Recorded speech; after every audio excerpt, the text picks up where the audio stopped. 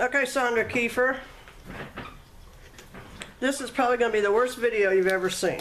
Okay, beginning with the product. Here. Can we see this? Heck no. There we go. Alright, Fimo clay. There's also a brand called Sculpey. S-C-U-L-P-E-Y. Anyway. 260 degrees for 20 minutes. Alright. Now, this, I'm going to edit this movie. This is a 13-ounce one, okay? They come in little 2-ounce or 1-ounce or 13-ounce. Oh, God. And if you're going to be making a whole bunch of one thing, I get a 13-ounce. Here's a 2-ounce. Let's see if you can see that. Yeah, this is a 2-ounce. Okay. And you can get them with metallic effects, or you can get them extra soft. I always get the metallic effects because, what the heck? The world's better with metallic effects. Alright. Now, to make a skull, that's what we'll do first. This right here is probably about enough. Get an old dull X-Acto knife, really is great. Helps you to cut off a little bit. Okay, and I found out the hard way. Okay, this stuff doesn't dry out like stoneware. You know, you have to be very careful about that. But it will, over time, dry out and become useless. So, I keep saran wrap on my clay. I have it in a little box. I'll show you that in a minute. But you just want to get it warmed up. And don't tell anyone, but this is one time when having a little, shall we say, fluffiness on the body, you can put these things in those fluffy areas and warm it up real quick. Nah, that's disgusting. Thank you. I thought I'd share that with skinny. I hope your students are skinny. Anyway, let's see. Well, I guess I could narrate the story of Marie Laveau while we're doing that. The Voodoo Queen of New Orleans. Except that this is going to be edited, so maybe I'll just do it at the end. Okay. To do the skulls,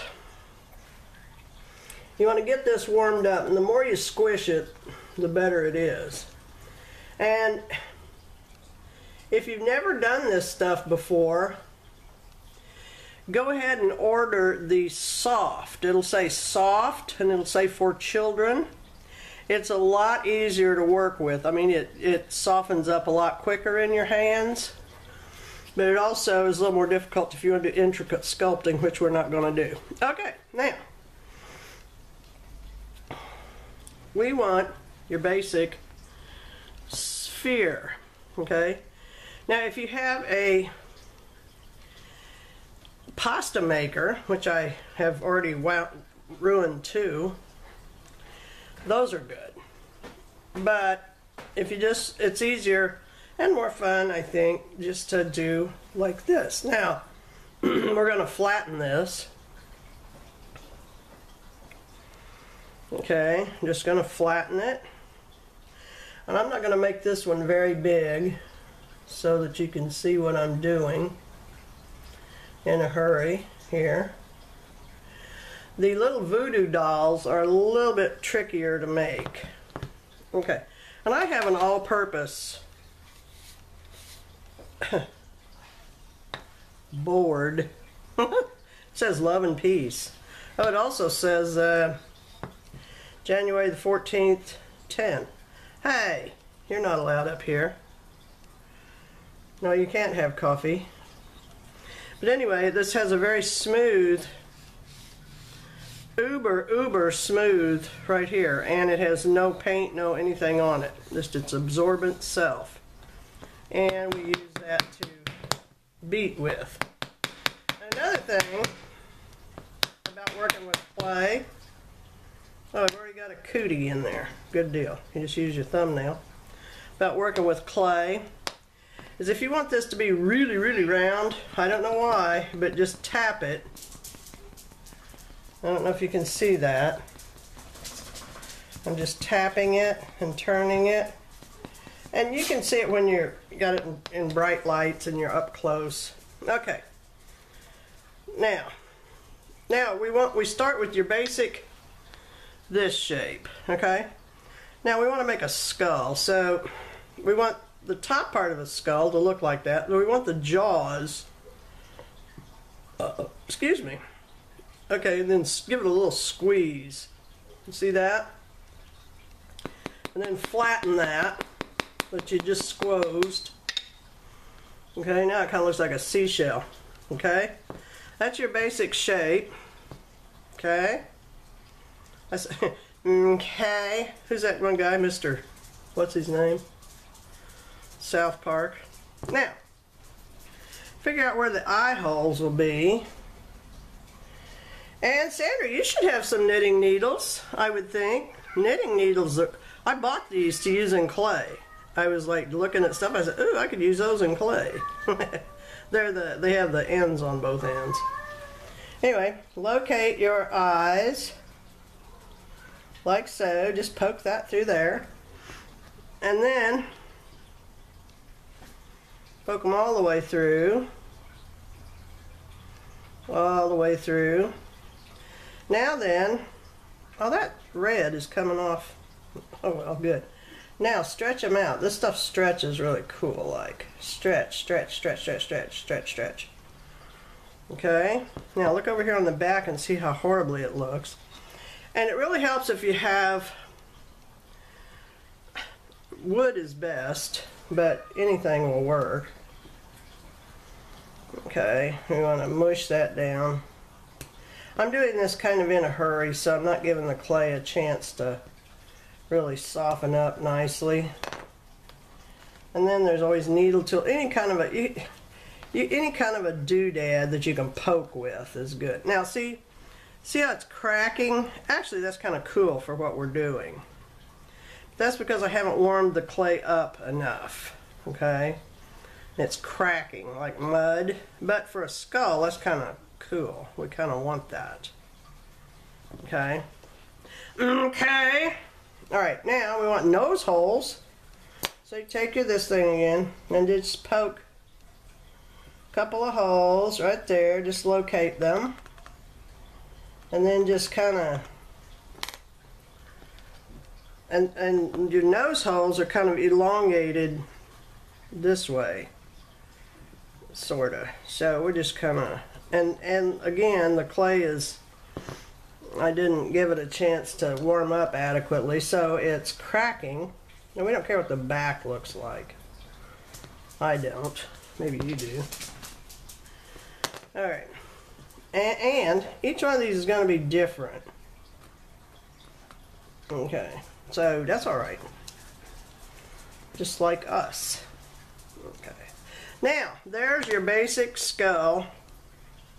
I'm doing this pretty fast and not taking a lot of time. And or just to show you how this is done. Okay, there's your skull. Okay. I don't know which is better, there or there's where it looks better.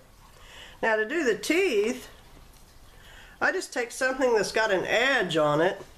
I've been doing pottery and clay and stuff for a long, long time. And I have these wooden tools, okay? And this one kind of simulates your thumb. It's smooth and round. And on this end, it's kind of sharp like a knife. So anything that's, like you could use plastic knives or your thumbnail. You don't have to use an instrument. And I just go along and make some ridges like so. Just make some ridges and then make one across that way, and there you have your teeth. Now if a real skull has probably got one missing, So I always try to take one of them out. Pick one, it doesn't matter which one, and just give him a toothectomy. Alright, and there you have your skull. Now, I'm guessing that you want to wear these, so we're going to make them like a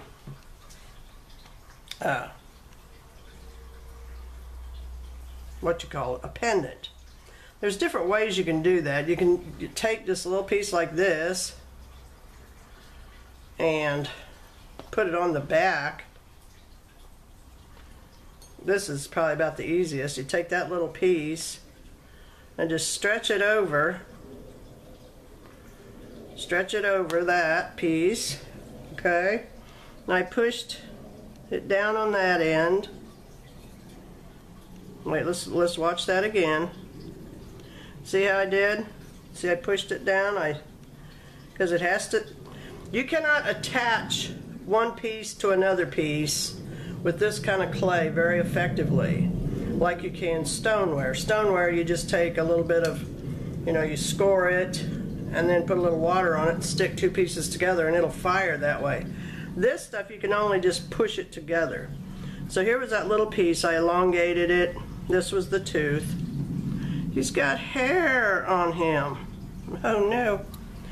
And then just take something to wrap around there, okay?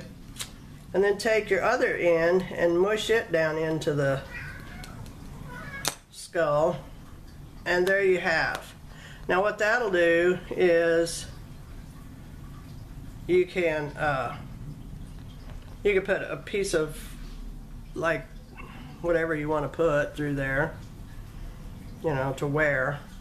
Now I also like to take these teeth and give them a little definition down on the bottom edge here by running my whatever tool is that way. But that's about it. That's all there is to making a little skull. And then you fire it.